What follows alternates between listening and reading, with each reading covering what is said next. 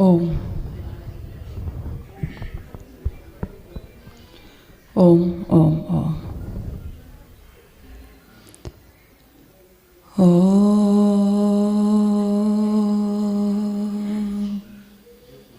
विश्वानि देव सवितर्दुरितानि परासुव यद्भद्रं तन्न आसुव।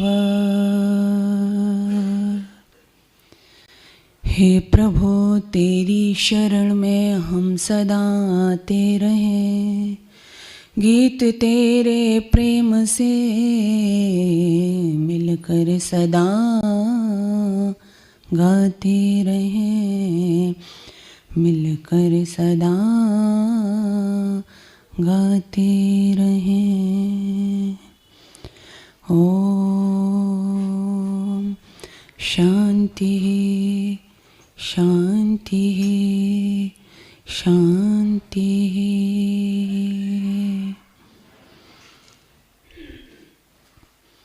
बहुत ही आदर और सम्मान के योग्य वेदी पर उपस्थित स्वामी जी और मैं अभी बैठी थी और मैं देख रही थी स्वामी जी, स्वामी सच्चिदानंद जी। वैसे आप सबके लिए स्वामी जी हो सकते हैं, लेकिन मेरे लिए ज्येष्ठ भ्राता का संबंध मेरा शुरू से ही पारिवारिक उनसे रहा है। भ्राता जी जब स्वामी जी सच्चिदानंद जी से पहले हरि प्रकाश और हरि सिंह जी थे, तो उस समय का मैं आपसे वाकया साझा कर रही हूँ। तो एक ज्येष्ठ भ्राता की तरह जिस समय वो विद्याध्ययन कर रहे थे और हम लोग, क्योंकि मैं मेरी छोटी बहन जब हम 10 वर्ष के थे तब से हमने प्रचार प्रसार शुरू किया था, तो कभी कभी वो जाया आया करते थे। तो बड़ी प्रसन्नता होती है मुझे आज बहुत ही अल्प समय में, और पूरे आर्य जगत में ही नहीं बल्कि मैं तो कहूँगी पूरे विश्व में उन्होंने धूम मचा रखी है।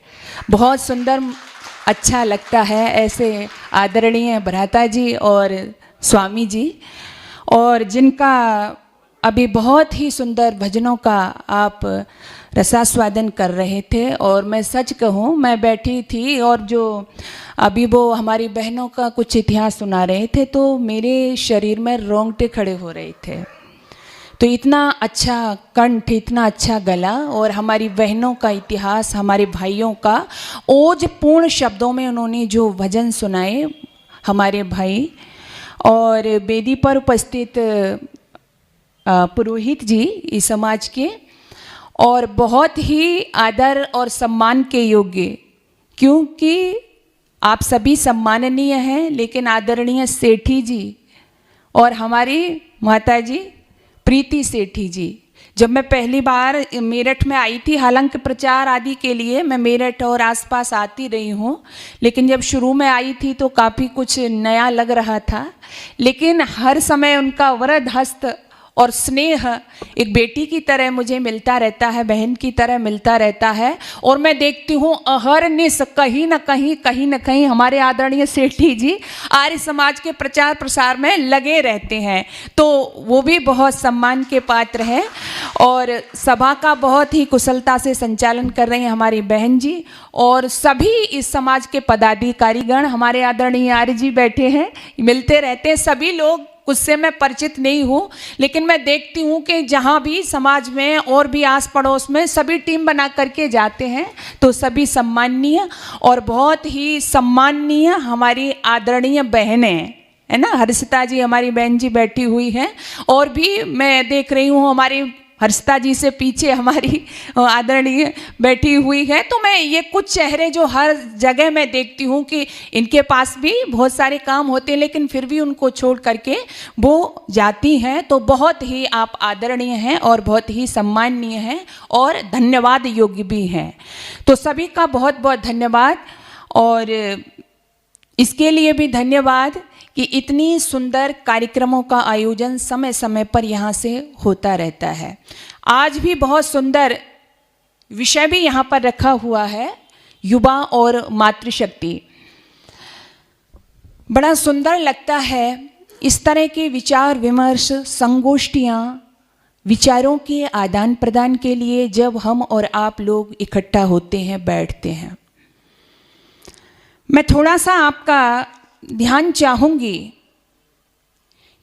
कि इस वेदी का या इस वेदी के माध्यम से इस समाज का उद्देश्य क्या है। इस समाज का उद्देश्य कृणवंतो विश्वमार्यम का। तो कृणवंतो विश्वमार्यम का जो संकल्प लेकर के जब हम निकले हैं, और साथ ही जो हमारे वैदिक संस्कार हैं उनको संस्कारित करने के लिए ये भी संकल्प हमारे चित्त में है, तो इस सब की पूर्ति के लिए मैं समझती हूँ कि मातृ जगत की महत्व भूमिका है। बिना मातृ जगत ठीक रूप से हम अपनी भूमिका निभाए हुए ये दोनों संकल्प हम पूरे नहीं कर सकते हैं।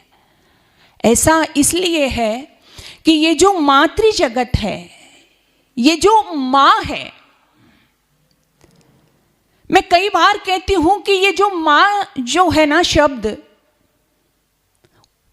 में बांधना तो इसको संभव नहीं है, लेकिन माँ कहते हैं सृष्टि की गायत्री है। माँ गूंगे का खाया गुड़ है, जिसे अनुभूत तो किया जा सकता है परंतु व्यक्त नहीं किया जा सकता। माँ सत्य है, माँ सत्य की पोषक है, माँ धर्म है, माँ धर्म की धारक है, माँ सत्य है, माँ ऋत है, माँ प्राण है, माँ प्रतिष्ठा है, माँ उत्स है, माँ उत्सर्ग है, माँ उच्छोह है, माँ उत्साह है। क्या नहीं है माँ। और मैं तो कहती हूं वो मातृशक्ति जो अपने संतानों को संस्कारों से संस्कारित करती है, वो इस धरा का बड़ा उपकार करती है। क्योंकि ये माँ होना अपने आप में बड़ा कठिन है। माँ हमको जीने का मर्म सिखाती है। ये जो माँ है ना, इसका क्यों इतना नाम लिया जाता है, इसको क्यों इतने उच्च पद पर आसीन किया जाता है? क्यों? क्योंकि जीने का मर्म तो सिखाती ही है, साथ में ये वर्जना भी झेलती है। एक पुत्र को पढ़ाया लिखाया, बड़ा किया, लालन पालन किया, लेकिन वो तो जन्म से ही उससे नफरत करता रहा। अपनी माँ से नफरत करता है। क्यों नफरत करता है? क्योंकि उसकी माँ एक आंख से कानी है। वो हमेशा बचपन से ही अपनी माँ से कहता रहा कि माँ, तुमने मुझे क्यों पैदा किया था? तुम मर क्यों नहीं गई? या मैं तुम्हारी कोख से पैदा ही क्यों हुआ था? जब मेरे दोस्तों के सामने आप जाती हो ना, मुझे अपमानित होना पड़ता है, इसलिए आप मेरे सामने मत आया करो, मेरे दोस्तों के सामने मत आया करो। इस तरह से कहते कहते बड़ा हुआ, विवाह भी हो गया, शहर भी छोड़ दिया, विदेश चला गया, बच्चे भी हो गए। लेकिन माँ अपने दिल में एक आशा सजोए रही, और वो आशा बच्चे हो गए। फोन करती है बेटे से, कहती है बेटा मैं अपने पोते को देखना चाहती हूँ, क्या मैं आ सकती हूँ? बेटा कहता है नहीं नहीं, यहाँ आने का कोई काम नहीं है, क्योंकि यहाँ आओगी तो मेरे बीबी बच्चे डर जाएंगे, इसलिए यहाँ नहीं आना। मन को मार करके रह गई वो माँ। लेकिन जब उसको बुढ़ापा आया, एक दिन वो भी आया कि वो माँ चल बसी, पुत्र नहीं आया। अब एक दिन अचानक मन हुआ कि एक बार गांव में जाकर के देख लेता हूँ। गांव में आया, क्या देखता है, घर से ताला लगा हुआ है।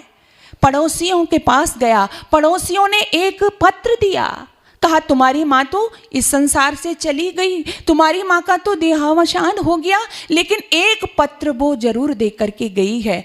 ये तुम्हारे लिए था कि कभी मेरा बेटा यदि इधर आ जाए तो ये पत्र दे देना। जब पड़ोसी ने वो पत्र दिया उस बेटे को, बेटा खोल के पढ़ने लगा। अच्छा मेरी माँ ने दिया है, मेरी माँ दे करके गई है। जब पत्र को खोला सज्जनों, तो पत्र में लिखा था कि बेटा तू सदा सुखी रह, लेकिन मैं आज तुझे वो बात बता रही हूं जिसके कारण तू जीवन भर मुझसे घृणा करता रहा। बेटा मैं तो तेरा मंगल चाहती हूं। मैंने तो तुझे जब से कोख में धारण किया और जब तक मैं चिता पर गई, मेरे दिल में, मेरे हृदय में केवल प्यार के सिवा तेरे लिए कुछ और नहीं था। लेकिन तू मुझे हमेशा घृणा की दृष्टि से देखता रहा, मुझसे नफरत करता रहा।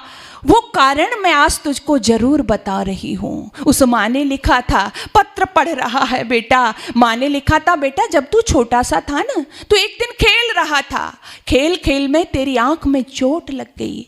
तेरी आंख में चोट लगी, मैं डॉक्टर के पास में गई तो डॉक्टर ने कहा कि तेरे एक बेटे की एक आंख खराब हो गई है, अब तेरे बेटे को एक आंख से ही देखना पड़ेगा। एक माँ ये सब कैसे सहन करती। इसलिए बेटे मैंने डॉक्टर से कहा कि नहीं नहीं डॉक्टर साहब, मेरा बेटा एक आंख से नहीं देखेगा। और फिर मैंने अपनी एक आंख डॉक्टर से तेरी आंख में लगवा दी। तब से मैं कानी हो गई बेटा। लेकिन मैं आज इस संतोष के साथ इस दुनिया से जा रही हूं कि आज मेरा बेटा, मैं तो एक आंख की हो गई, लेकिन मेरा बेटा आज भी दोनों आंखों से इस जग को देख रहा है। इस विश्वास के साथ में बेटा, प्यार करना मेरी मजबूरी नहीं थी, प्यार करना मेरा स्वभाव है, प्यार करना मेरी प्रकृति है। इसलिए मैंने शुरू में कहा था ना कि मां शब्द वो है जो अनुभूत तो किया जा सकता है उसको, परंतु व्यक्त नहीं किया जा सकता। मां गूंगे का खाया गुड़ है। शब्द ब्रह्म की सामर्थ्य शक्ति से परे है मां को परिभाषित करना। इसलिए देवियों, मैं कह रही थी कि आपका मां, आपका ममत्व जिस समय सही रूप में सही दिशा पकड़ लेता है, उस दिन पूरी सृष्टि में, पूरी समाज में परिवर्तन हो जाता है। आपको आवश्यकता है उस मातृत्व को, उस संस्कार को अपने संस्कारों में परिवर्तित करने की। कौन से संस्कार थे वो संस्कार देवियों, मैं कहा करती हूं, आप करुणा की प्रतिमूर्ति हो, आप वात्सल्य का विग्रह हो। अपनी संतान के अंदर वात्सल्य तो वो, करुणा तो वो, लेकिन साथ ही साथ उनके दिल में देशभक्ति की आग भी जला दो। क्योंकि देशभक्ति की आग यदि उनके आप हृदय में डाल दोगी, उनके दिलों में डाल दोगी, तो फिर आज की जो युवा वर्ग है या आज के जो बच्चे हैं, उनके चित्त में, उनके दिल में जो विकारों का कचरा पैदा हो रहा है, देशभक्ति की आग में जल करके नष्ट हो जाएगा। इसलिए ये काम आपको करना है। आपको राष्ट्रभक्ति की आग इसलिए बोनी है कि वो अपने देश, अपने धर्म, अपनी संस्कृति पर मरना मिटना सीख जाएं। आपको वो मां बनना है। कौन भूल सकता है मां विद्यावती को। विद्यावती का बेटा भगत सिंह जब फांसी के फंदे पर चढ़ा तो लोगों ने कहा, मां तुम रो रही हो। मां की आंखों में आंसू हैं। मैंने कहा ना, मां होती है, पुत्र को भेज दिया, देश के लिए बलिदान कर दिया, लेकिन जब मां की आंखों में आंसू आए तो लोगों ने कहा, मां ये तुम्हें शोभा नहीं देता, एक शहीद की मां होकर के आपकी आंखों में आंसू हैं। अरे वाह, इस देश की मातृशक्ति वो विद्यावती कहती है कि अरे लोगों, मैं अपने पुत्र की शहीदी पर नहीं रो रही हूं, अरे मैं तो इसलिए रो रही हूं कि कदाचित मेरी कोख ने एक और भगत सिंह को जन्म दिया होता तो उसे भी मैं भारत मां के चरणों में अर्पित कर देती, समर्पित कर देती। ऐसी माताओं के संस्कार तुम्हें अपनी संतानों में देना है। आज कहा ना कि क्या भूमिका हो सकती है मातृशक्ति की। मैं तो कहती हूं सारी भूमिका ही मातृशक्ति की है, सारी भूमिका ही मातृ जगत की है। आज बस हमें उसको समझना है, आज बस हमें उसे जागृत करना है। इसलिए मैं कहती हूँ, आप अपनी जो छोटे छोटे आपके बच्चे हैं, आपकी जो संतानें हैं, उसको वासना रूपी शराबों से मत सींचो, उनका संस्कार रूपी गंगा जल से सिंचन करो। क्योंकि ये छोटे छोटे बच्चे होते हैं ना, मैं अक्सर कहा करती हूँ कि ये आपके छोटे छोटे बच्चे जैसे तुलसी का पौधा होता है, ये तुलसी के पौधे की तरह हैं। और तुलसी का पौधा आपको पता है कैसा होता है, जरा तेज उसको धूप लगी तो खराब, जरा ज्यादा पानी हो गया तो खराब, कम हो गया तो खराब, यानी बहुत सुरक्षा के साथ में वो पौधा हमको रखना होता है। वैसे ही तुम्हारे बच्चे ये तुलसी के पौधे हैं और आपको इनका सिंचन संस्कार रूपी गंगा जल से करना है। संस्कार रूपी गंगा जल से सिंचित होकर के जब ये बच्चे पल्लवित होंगे तो मैं कहती हूं कैसे नहीं भारतीय संस्कृति की बेल पड़ेगी। अवश्य ही होगा, अवश्य ही होगा। क्यों? क्योंकि ये भारत की स्त्री है ना, न कभी इसने धर्म को छोड़ा है, न कभी इसने धैर्य को छोड़ा है, और न कभी अपने चित्त में इसने नैराश्य को जगह दी है। ये वो स्त्री है, ये तो ये चाहती है सब कुछ दे करके भी मन समर्पित, तन समर्पित, फिर भी इसको लगता है कि मैं कुछ और भी दूं, समाज को दूं, परिवार को दूं, देश को दूं, राष्ट्र को दूं। मेरी क्या भूमिका हो सकती है? कोई भी भूमिका, चाहे वो पुत्री के रूप में हो, चाहे वो पत्नी के रूप में हो, चाहे वो माँ के रूप में हो, किसी भी भूमिका में मैं देखती हूँ इस देश की नारी कभी भी पीछे नहीं रही है। मुझे बड़ा गर्व होता है। क्यों गर्व होता है देवियों? क्योंकि अभी मेरे भाई हमारा इतिहास सुना रहा था, वाचन कर रहा था, भजनों के माध्यम से, गीतों के माध्यम से सुना रहा था। ये किस्से कहानियां नहीं है बहनों, काश हमने इसको समझा होता। मैं सोच रही थी अभी पद्मिनी का नाम मेरा भाई यहां से ले रहा था, गा रहा था, स्वाभिमान की प्रतीक वो पद्मिनी। कभी सोचा है आपने, एक मोमबत्ती जब हम जलाते हैं और उसका मोम, थोड़ा सा मोम हमारी उंगली पर गिर जाता है तो क्या होता है? क्या होता है बताइए? चीख निकलती है, हम कराहने लगते हैं। थोड़ा सा मोमबत्ती का मोम हमारी उंगली पर गिर जाता है। लेकिन वो देवी, जरा याद करो, वो देवी एक नहीं बल्कि 16,000 देवियों को लेकर के जो जल गई, जिसने अग्नि से स्नान करने का रास्ता वर्ण किया। आपने कभी सोचा नहीं, अरे अगर मौत को ही चुनना था, मृत्यु को ही वर्ण करना था, तो रास्ते तो बहुत से थे। जहर खाकर के भी मर सकती थी ना, आत्महत्या, फांसी लगा करके भी मर सकती थी ना, लेकिन अग्नि स्नान करना ही, अग्नि में जलना ही क्यों, इस मृत्यु को ही क्यों वर्ण किया? इसलिए देवियों वर्ण किया क्योंकि उनको पता था कि आज हमारे ऊपर जो वातावरण, आसपास वातावरण बना हुआ है, वो ऐसे नर पिशाच, दुष्ट दैत्यों का बना हुआ है जो मरी हुई लाशों से भी व्यभिचार किया करते हैं। इसलिए वो नहीं चाहती थी कि वो अग्नि के अतिरिक्त, जलने के अतिरिक्त कोई दूसरा मार्ग चुने। इसलिए उन्होंने प्रतिज्ञा की कि बस हमें जल करके ही मरना है।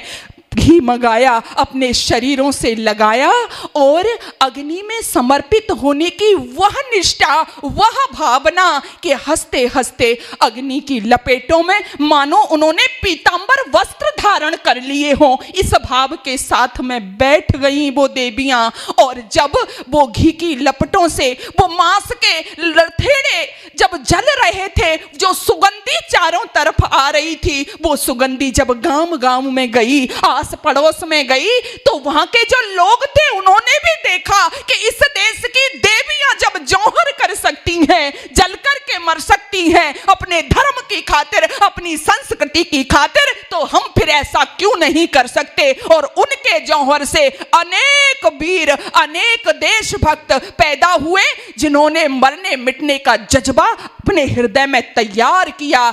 ये होता है स्वाभिमान, ये होता है अपनी संस्कृति को बचाने, मर मिटने की निष्ठा, लगन, जिसकी आज आवश्यकता है देवियों। लेकिन हाँ, मैं ये कह रही हूं, मुझे गर्व होता है, साथ ही साथ मुझे वेदना भी होती है। आप कहोगे कैसी वेदना? बहनों, वो वेदना कि एक पद्मिनी जिसने इतनी कठोर मृत्यु का वर्ण किया, और आज की पद्मिनी हमारे घरों में क्या कर रही है, जो पद्मिनी कि उसकी लाश भी दुष्ट पिशाचों को न मिलने पाए, इसलिए वो इतनी भयंकर, इतनी वेदनादायी मृत्यु का वर्ण करती हैं। लेकिन आज की आपके घरों में बैठी पद्मिनी देवियों क्या कर रही हैं? वो इतने आसानी से, क्यों? क्योंकि 2-2, 3-3 फोन मेंटेन करने हैं आपकी बेटियों को। इसलिए मेरी मातृशक्ति, मेरे यहां पर पुरुष वर्ग बैठा हुआ है, 2-2, 4-4 फोन है आज की, जो बेटियां मैं जिनको कहूं, और बेटियां नहीं, मेरे दिल में अपार वेदना होती है। ये आज के युग की ताड़िकाएं हैं जिन्होंने मातृशक्ति के नाम को धूमिल करके रख दिया है। माता पिता यदि इनकी ऐस को पूरा नहीं कर पाते हैं तो ये अपनी महत्वाकांक्षा पूरी करने के लिए 4-5 लफंगों को बुलाती हैं, बॉयफ्रेंड बनाती हैं। उनमें कोई सलीम होता है, उनमें कोई आदिल होता है, उनमें कोई नसीम होता है, और यही नसीम, यही आदिल फिर इनको ले जा करके, इनके टुकड़े करके फ्रिज में रखता है, इनके टुकड़े करके सूटकेस में रखता है, इनके टुकड़े करके बोरी में रखता है, इनके टुकड़े करके नदी में बहाता है। इसलिए बहनों, मुझे वो बात याद आई, अरे ऐसी इन बेटियों को, अरे हमने इनको नहीं पढ़ाए पद्मिनियों के जौहर, अरे हमने इनको नहीं पढ़ाए पद्मिनियों के जौहर, इसलिए चुन लिए इन्होंने गैर मजहब के शौहर, अरे इसलिए चुन लिए इन्होंने गैर मजहब के शौहर। आपको पढ़ाना चाहिए था, आपको बताना चाहिए था। ये जौहर केवल ये नहीं कि आप यहां आ गए, आपने किस्से कहानी सुन लिए, ये वो जौहर हुआ था, पूरा विश्व चमत्कृत रह गया था इस जौहर को देख करके। काश हृदय में वेदना होती है, आज हमारी युवा पीढ़ी किधर है? खासकर मैं अपनी बेटियों के लिए कह रही हूं, वो किधर है? एक जरा सी चॉकलेट के लालच में धर्म परिवर्तन करती हैं बेटियां। एक जरा सी उनकी ऐस पूरा करने का उनको कोई लालच दे देता है, वो अपनी धर्म और संस्कृति से कट जाती हैं, भूल जाती है। ऐसा क्यों हो रहा है? ऐसा इसलिए हो रहा है, सुबह शाम बैठ करके आत्मनिरीक्षण कीजिएगा, ये गलती उन बच्चों की है या ये गलती हमारी है? कभी हम चाहते हैं ना कि हमारी बच्ची ऐसा करे? बोलो, कभी चाहते हैं हम ये सब हमारी बच्ची या बच्चे पढ़ें? नहीं चाहते। आप स्वयं, मैं आपसे सवाल कर रही हूं, आप पूछिएगा, एक छोटा सा बच्चा, कौन सा छोटा सा बच्चा? जो मुस्लिम परिवार में पैदा हुआ है, वो छोटा सा बच्चा बड़े चाव से, बड़े शौक से कुरान पढ़ता है, टोपी लगाता है। क्यों करता है जी? क्योंकि उसको सिखाया जाता है। एक ईसाई का बच्चा वो बड़े ताव से ताबीज पहनता है, लॉकेट पहनता है। लेकिन आपके बच्चे, कभी आपने बताया कि आपको यज्ञोपवीत पहनना है? कभी आपने बताया कि तुमको चोटी रखनी है? वो यज्ञोपवीत, वो चोटी जिसकी खातिर छोटे छोटे बच्चों ने बलिदान कर दिया और कहा कि काट दो, गर्दन काट दो। हकीकत राय से कुछ और कहा था क्या? यही तो कहा था, चोटी कटवा ले, जनेऊ उतार दे। क्या कहता है? काट दो, मेरे शरीर की बोटी बोटी को काट डालो, लेकिन चोटी और जनेऊ नहीं दे सकता। इसलिए तो ताड़ना दी उसको, इसलिए तो प्रताड़ित किया उसको, इसलिए तो बलिदान हुआ उसका। लेकिन आपने कभी पढ़ाया अपने बच्चों को? बताइए, कभी बताया अपने बच्चों को? कभी आपने कहा कि आपका बच्चा गीता पढ़े? कभी कहा आपका बच्चा वेद पढ़े? कभी कहा आपका बच्चा हवन करे? कभी सिखाया आपने? यदि ऐसा हमने नहीं किया तो आप खुद बताओ, दोष आपका है या आपके बच्चों का है? मैं भाषण नहीं बल्कि हृदय की वेदना आपके समक्ष प्रस्तुत कर रही हूं। शांति और एकांत के क्षणों में बैठकर अवश्य सोचिएगा कि हम क्या कर रहे हैं। हम, अगर हमारा बच्चा भूल से, हाँ हम इतना करते हैं, यदि हमारा बच्चा भूल से कहीं से गीता ले आता है और उसको पढ़ने के लिए बैठता है, तो खुद मैंने देखा है एक पिता उससे गीता खींचता है और कहता है, चल हट, ये तेरे किस काम की है, फिजिक्स की पुस्तक ला, उसको पढ़।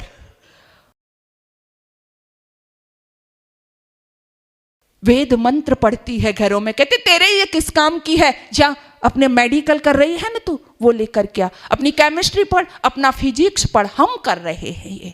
इसलिए जाग जाओ, जागृत हो जाओ। आपने विषय रखा ना, हमारी भूमिका क्या है उसमें, मातृ जगत की भूमिका क्या है उसमें, युवाओं की भूमिका क्या है उसमें। आपने बहुत सुना और मैं देख रही हूं कि आप यहां पर जितने लोग बैठे हैं एजड ही बैठे हुए हैं।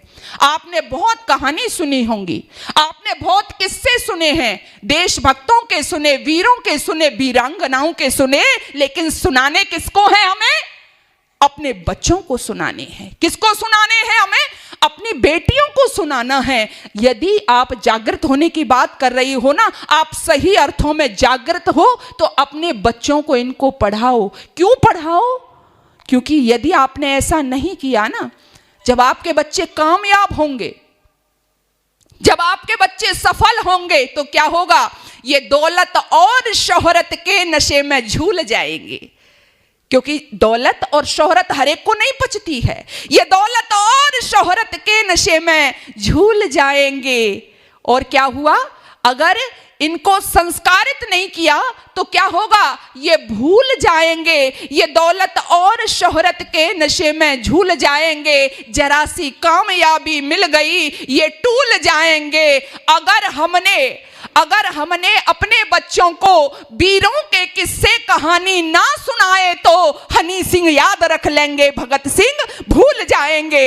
हनी सिंह याद रख लेंगे, भगत सिंह भूल जाएंगे। और फिर आप रोना मत रोना, वो भगत सिंह का वजन बढ़ गया ना फांसी के तख्ते पर जाते समय, इसलिए मैंने पहले विद्यावती का नाम लिया। भगत सिंह को भगत सिंह बनाया किसने, मां विद्यावती ने बनाया। इसलिए देवियों, आप अपनी भूमिका को समझिए कि आपकी भूमिका क्या है, आप क्या भूमिका अदा कर सकती हो अपने इस देश के लिए। बहुत बड़ी भूमिका है आपकी, क्योंकि पूरे विश्व की जो स्त्री है वो कामिनी के रूप में देखी जाती है, लेकिन भारतवर्ष की स्त्री मां के रूप में जानी जाती है, मातृत्व का परिचय देती हुई दिखाई देती है। इसलिए आप अपनी उसी भूमिका को कायम रखिएगा। भाई कह रहा था ना, मैं कई बार कहती हूं कि बराबरी की बात आपके जेहन में किसने डाल दी देवियों, कि पुरुषों से मुकाबला करेंगे। मुकाबला कहाँ होता है, मुकाबला होता है, एक कमजोर है एक शक्तिशाली है, तो कमजोर सोचता है कि मैं शक्तिशाली से मुकाबला करूं। लेकिन ब्रह्म ईश्वर की जब रचना की इस सृष्टि के बाद, और ईश्वर के बाद दूसरा स्थान यदि किसी का है तो वो माँ का है, वो नारी का है, तो वहां तुलना की तो कोई बात ही नहीं होती है। और मैं अक्सर कहा करती हूं कि बहनों, तुम्हारी तुलना किसी के साथ में नहीं है। आप ना तो पैरों की जूती हो, ना सर की पगड़ी हो, तुलना कहीं भी नहीं है। आप तो माँ हो, और माँ चाहे अपने की हो चाहे पराये की हो, जब वो अपने अंदर मातृत्व धारण कर लेती है तो फिर उसका कंपटीशन किसी के साथ में बोलो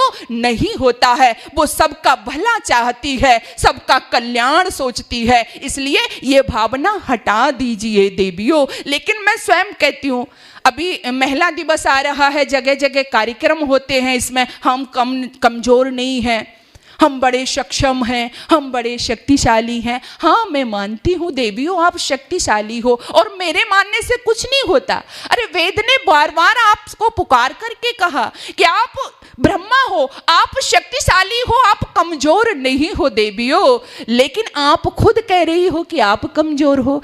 कभी आपने किसी पुरुष को महिलाओं की वेशभूषा धारण करते हुए देखा है?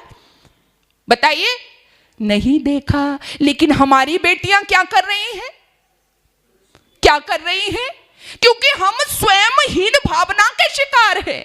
इसलिए हमको लगता है कि हम इनके जैसा पोशाक पहनेंगे तो इनके जैसे हो जाएंगे। अभी हम इनके जैसे बनने की कोशिश कर रहे हैं, लेकिन हम तो इनसे ऊपर हैं। क्यों ऊपर है? क्योंकि एक बहन, क्योंकि एक माँ, क्योंकि एक बेटी, आप घर गृहस्थी वाले लोग ज्यादातर यहाँ पर बैठे हैं, आप स्वयं देखिए, आपके घर में आपकी माँ है। सर्वप्रथम आपकी माँ कभी किसी के साथ कंपटीशन करती है?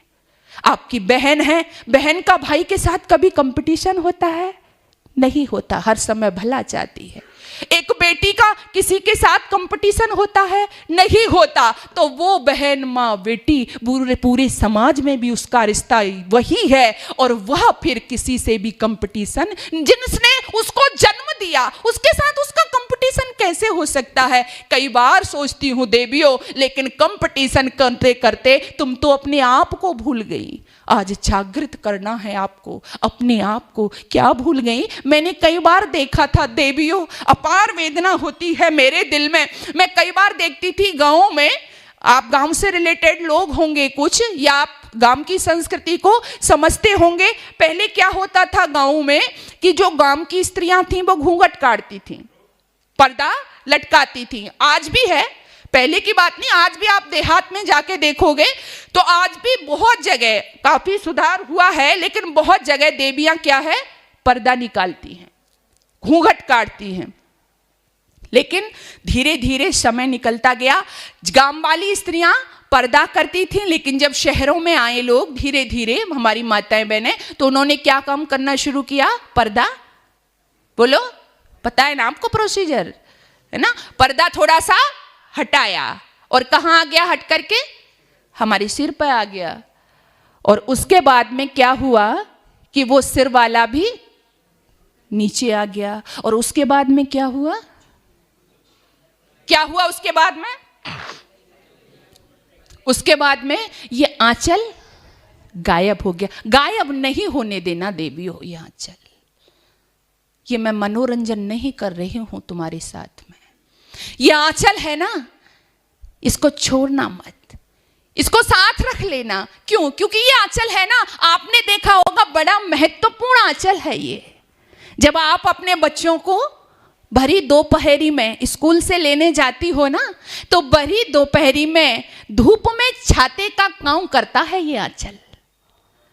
ये आंचल जब आप अपने प्रिय को भोजन परोसती हो ना, तो कितना ही साफ बर्तन क्यों ना हो, मजा हुआ, लेकिन फिर भी इससे पोंछ करके भोजन देती हो। थाली को पोंछने के काम आता है ये आंचल। और ये आंचल है ना, इस आंचल को जिस कुल की, जिस घर की बहन बेटियां अपने बड़ों के सामने सर पर ओढ़ लेती हैं, तो वो कुल धन्य हो जाता है, पवित्र हो जाता है। ऐसा है ये आंचल। और जब आपको अपने माता पिता, ससुराल में माता पिता की याद आती है ना, तो आंसुओं के सागर को छुपा लेता है ये आंचल। इसलिए तो कहा आंचल है ना ढक ही लेगा, आंचल है ना ढक ही लेगा, आंचल है ना चूल्हे से गरम गरम कढ़ाई को उतारना हो तो उतार ही लेगा, आंचल है ना दूसरों से आंसू छुपाने हैं तो छुपा ही लेगा, आंचल है ना पिता की इज्जत ढक ही लेगा, आंचल है ना पति के सम्मान को संभाल ही लेगा, आंचल है ना जब महापुरुषों को भी इस धरा पर आना होगा तो उनको भी इसका आश्रय लेना होगा। आंचल है ना, ये आंचल है प्रेम का आंचल, ये आंचल है वात्सल्य का आंचल, ये आंचल है स्नेह का आंचल, ये आंचल है ममत्व का आंचल। इसलिए देवियों इसको छोड़ मत देना। लेकिन मैंने देखा, जब मैं गांव में देखती थी ना, बहुत छोटे से मेरे हृदय में वेदना जगी थी और मैंने बहन बेटियों को जागृत करने का काम शुरू किया था। मेरे गांव में एक आर्य समाज का कार्यक्रम हुआ था, तो उससे मुझे प्रेरणा लगी। तो 10 वर्ष से मैंने पिताजी से कहा कि मैं भी ये सब करना चाहती हूँ। मैंने शुरू किया। तो जब मैं बहनों बेटियों को घूंघट में देखती थी तो मुझे भी लगता था कि इन्होंने क्या अपराध किया है कि इस तरह से ये घूंघट लटकाए हुए फिरती थी। तो मैं भी सोचती थी कि इनका ये घूंघट हट जाए, चाहती थी मैं। अरे मैं भी सोचती थी, अरे ये तो मैंने चाहा था। क्या चाहा था? ये तो मैंने चाहा था कि घूंघट के पट खोल के ये भी 2 आंखों से जग को देखूं। सही अपनी वेदना प्रस्तुत कर रही हूं।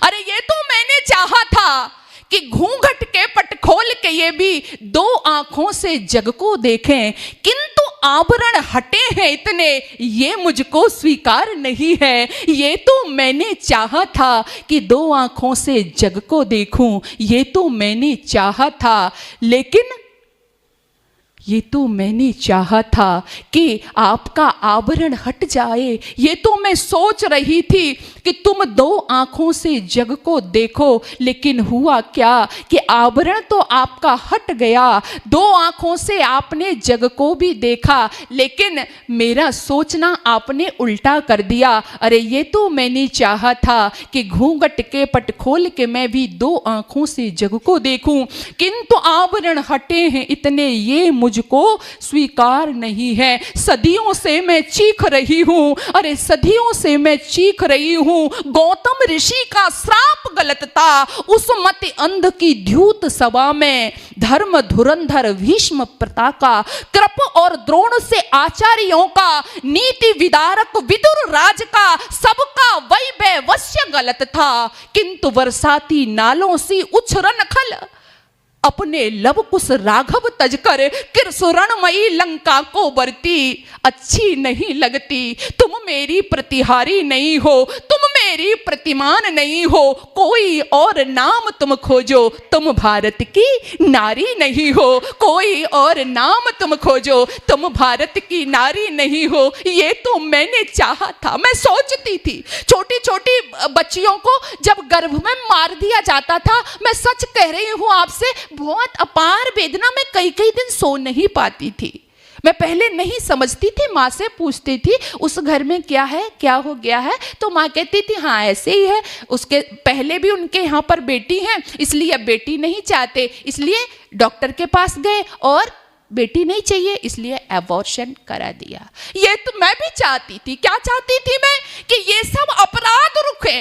ये तो मैं भी चाहती थी कि अबला से सबला बन जाऊं। ऐसा क्यों अपराध किया जाता है बेटियों के साथ में? बहनों, ये तो मैं भी चाहती थी कि अबला से सबला बन जाऊं, दुर्योधन की गदा छाड़ू, दुशासन की छाती फाड़ू, सगुनी को पासों से तोलूं, अपने पिता का हाथ बटाऊं, अपनी माँ का भी बोझा कम करूं, अपने प्रियतम का भी हाथ बटाऊं, इस आंगन से उस आंगन तक, इस आंगन से खिली खिली सी उस आंगन में कली कली सी, शरद चांदनी सी शीतल सी, जीवन की बगिया में गाऊं। ये तो मैंने चाहा था, लेकिन किंतु बड़क की बंसी की रातों पर, नित नूतन नव उत्पातों पर, विज्ञापन संवर्धन करती किसी मदारी के मरगट सी, अधम भेष पर अधम भावधर निर्लज्जों को लज्जित करती,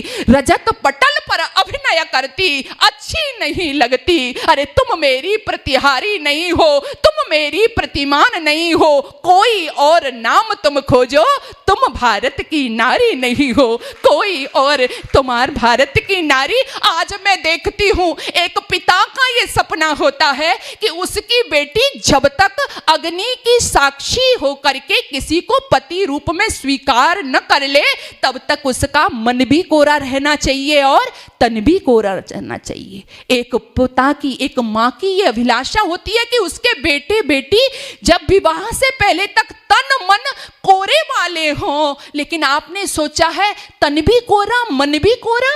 आज ऐसा ही चल रहा है समाज में। कुछ दिन बाद कोरे मन और तन वाले अपने बेटे और बेटियों के लिए बहू और बर ढूंढ नहीं पाओगे। इस समाज में ये चल रहा है। संस्कार क्या होते हैं जानना चाहते हो? विवेकानंद शिकागो में जिस समय उनका भाषण हुआ और एकदम से उनके भाषण के पश्चात वो करिश्मा हुआ कि लोगों की उनसे मिलने के लिए लाइनें लग गई। एक युवती आकर के कहती है कि स्वामी जी, मैं आपसे विवाह करना चाहती हूं, विवाह करना चाहती हो मुझसे? विवेकानंद पीछे खिसक गए। हाँ, क्यों? मैं इसलिए विवाह करना चाहती हूं कि ऐसे ओज तेज युक्त आप जैसा मैं पुत्र चाहती हूं। ये होते हैं संस्कार। विवेकानंद ने एक क्षण भी नहीं सोचा। ये सोच सकते थे ना, अच्छा प्रपोजल है, अपने देश में जाकर के मित्र से पूछ लूं। एक क्षण भी नहीं लगाया। वो विवेकानंद कहते हैं, देवी तुम्हें मेरे जैसा पुत्र चाहिए ना, तो मेरे जैसा पुत्र इसमें तो दो राय हो सकती है, लेकिन मेरी माँ ने मेरे जैसा तो मुझे ही बनाया है, इसलिए आज से तुम मुझे ही अपना पुत्र मान लो, मेरी माँ बन जाओ।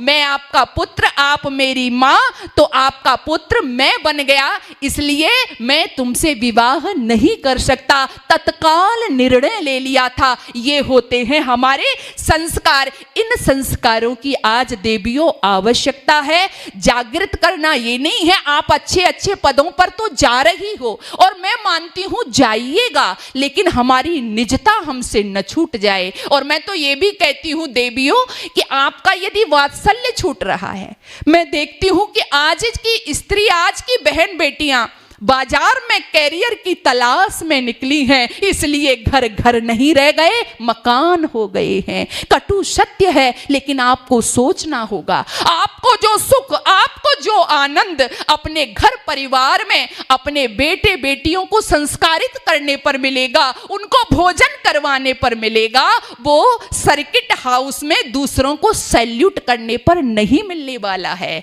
इसलिए आगे बढ़ो, मैं मना नहीं कर रही हूं, मैं कहती हूं हम खूब आगे बढ़ें, खूब आगे जाएं, लेकिन अपने मातृत्व के शिखर पर विराजें। जब स्त्री मातृत्व के शिखर पर विराजती है ना, तो वो बुद्धों की, महावीरों की, ऋषियों की, महर्षियों की, वीरों की, वीरांगनाओं की जननी बनती है। और वही जननी फिर समाज में निश्चित ही दशा और दिशा दोनों का परिवर्तन करती है। तो आइए, मैं अपने वक्तव्य को समेटती हुई आप सभी से यही निवेदन करना चाहूंगी कि जो युवा हमारा जागृत हो उसकी तो आवश्यकता है, लेकिन जो जड़ में, मूल में जो हमारी मातृशक्ति है, यदि मातृशक्ति अपनी भूमिका को समझ लेगी, क्योंकि युवा की तब बात आती है माँ ने अपने गर्भ में और अपनी गोद में जिस संतान को बना दिया है, माँ की गोद में बनी हुई संतान, फिर उसको कहीं छोड़ दो,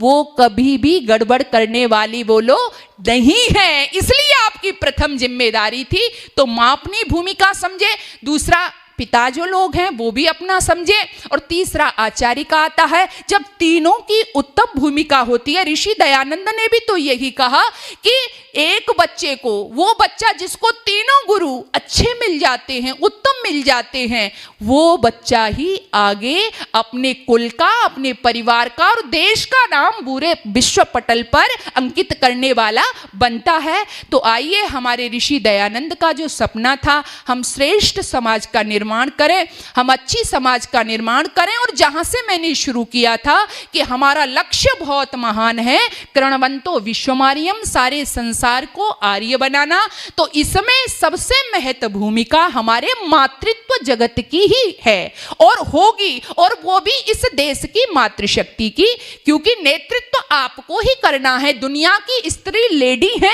लेकिन आप माता हो। दुनिया की स्त्री कामिनी है, उन्होंने अपने आप को भोग्य वस्तु बना रखा है, उन्होंने अपने आप को परपुरुषों को आकर्षित करने वाली बना रखा है, लेकिन आप इस सब में अच्छी नहीं लगती हो।